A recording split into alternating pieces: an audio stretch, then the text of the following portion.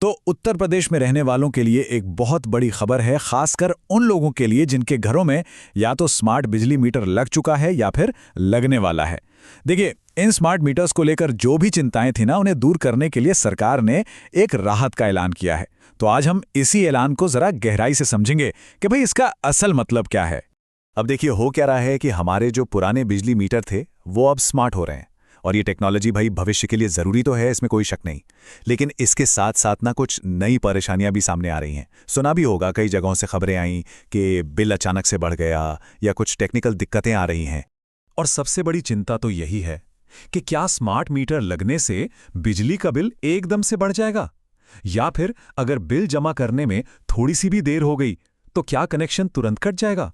जाहिर सी बात है, जब सालों पुराने सिस्टम से एक नए पूरी तरह ऑटोमेटिक सिस्टम पर शिफ्ट होते हैं तो इस तरह के सवाल तो मन में आते ही हैं।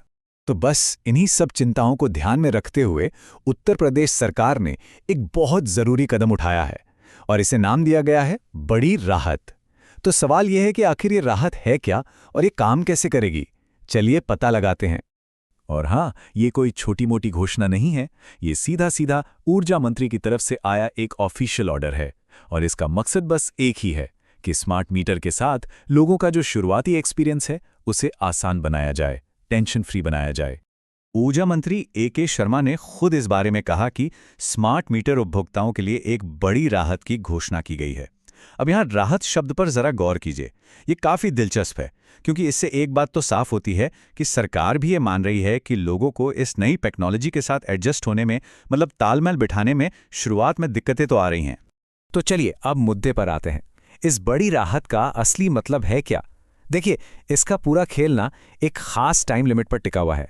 चलिए इसको थोड़ा ब्रेक डाउन करके समझते हैं। 45 जी हाँ, ये ही है वो मैजिक नंबर। लेकिन सवाल ये है कि ये 45 दिन हैं क्या, ये काम कैसे करेंगे, और सबसे ज़रूरी, इससे आम लोगों को, उपभोक्ताओं को असल में क्या फ़ायदा होगा। तो देखिए, ये जो 45 दिन हैं ये दो हिस्सों में बटे हुए हैं। पहले 15 दिन, इन्हें कहते हैं कन्वर्जन पीरियड। ये वो टाइम है जब अकाउंट पुराने मीटर से नए स्मार्ट मीटर पर ट्रांसफ़र होता है, ठीक है। और इसके बाद 30 दिनों की एक्स्ट्रा मोहलत, एक ग्रेस पीरियड दिया जाता है। तो 15 और 30 कुल मिलाकर हो गए 45 दिन।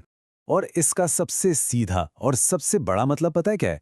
वो ये कि इन पूरे 45 दिनों के दौरान किसी भी हालत में बिजली का कनेक्शन नहीं काटा जाएगा।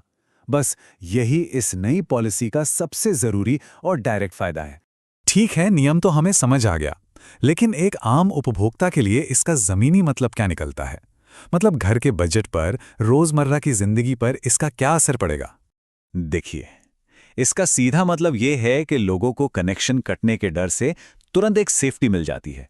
उन्हें इस नए सिस्टम को समझने के लिए अच्छा खासा वक्त मिलता है कि भाई बिल कैसे आ रहा है, बिजली कितनी खर्च हो रही है, उसे ट्रैक कैसे करना है।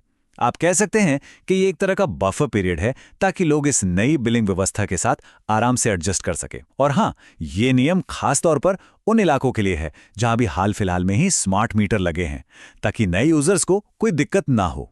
तो आखिर में एक बड़ा सवाल यही उठता है कि सरकार का ये कदम लोगों के मन में स्मार्ट मीटर को लेकर भरोसा जगा पाएगा। क्या ये 45 दिन का बफर पीरियड काफ़ी होगा इस नई टेक्नोलॉजी को अपनाने की राह आसान बनाने के लिए?